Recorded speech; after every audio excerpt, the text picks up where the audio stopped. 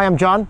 And I'm Lori, and we are California Corporate Fitness, the #1 corporate run team and fitness resource. And our goal is to have you feel better, get stronger, decrease stress, increase energy, and lead a healthier life. Okay, today we want to cover two topics that are very important for new runners. And those two topics are running form and pacing. Oftentimes I have people come up to me and say, oh, I'm not a good runner, I don't know how to run, it's hard to breathe, it's too hard. And they may be telling you the truth, but the fact is they probably don't really know how to run and pace themselves. So that's what we want to cover today. So the first topic we'll cover is running form. So there are like 4 specific steps that I teach people with running. And the first step is, with your posture, you want to have a posture leaning forward, all right? And I don't mean just rolling your shoulders forward. I mean at the waist, kind of bend forward. And you'll notice as I do that, I begin to fall forward, all right? So what am I actually doing? I'm actually using gravity to move me. So that's a way of cheating a little bit and conserving your own energy. When you lean forward like that, the other thing you want to do is you want to keep your chin up at the same time so that you can breathe. That opens up that trachea, because the whole goal to running is increasing that oxygenation into your body. It's very important. So the third tip is, when we run, we do not want to run straight up. Okay, if we have a straight up posture, we're not using gravity to move, so we're wasting energy. And normally when you run straight up, you're going to land on your heel. And when you land on your heel, what happens is the force comes right up through your femur, into your hip, into your pelvis, and it creates trauma. And again, that can lead to injury, and it also uses more energy. So when we lean forward, the next thing we want to do is we want to land on our forefoot. Okay? So instead of landing on that heel as if you ran straight up, we're going to land on the forefoot.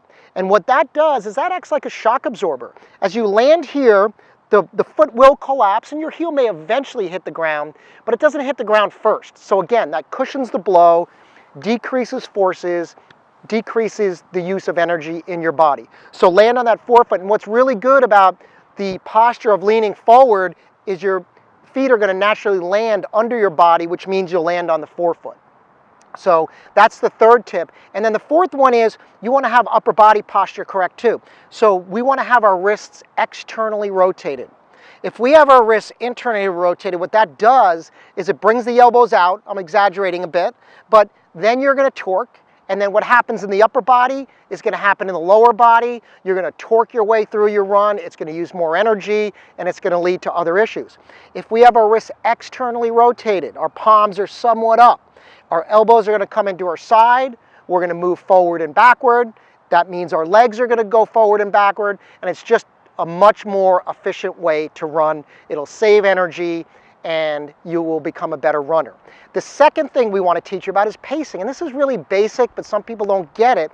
We really need to start slow. So I can't tell you what your pace is going to be, but everybody has their own individual pace, and that's going to be based on where you are in your fitness level. For some of the beginners, you may want to do all walk in the beginning to get started. Some of you may be a little further along. Some of you may want to do run, walk, and break it up into intervals. Others will start just with run. But the key to running and pacing yourself, especially for distance running, is running at a pace when you start as if you could do it all day. So when I start to run, I want to just feel in my mind, hey, I can do this all day. All right, that's how you want to start. As you get farther into your run, you might decide, hey, I got a lot of energy, I only have halfway to go, then you might pick it up. But to err on the side of caution and go extra slow in the beginning is going to allow you to finish much better. So even with experienced runners, many times I find guys who race a lot, and what happens is they say, oh, I start out great, but it's always a struggle at the end.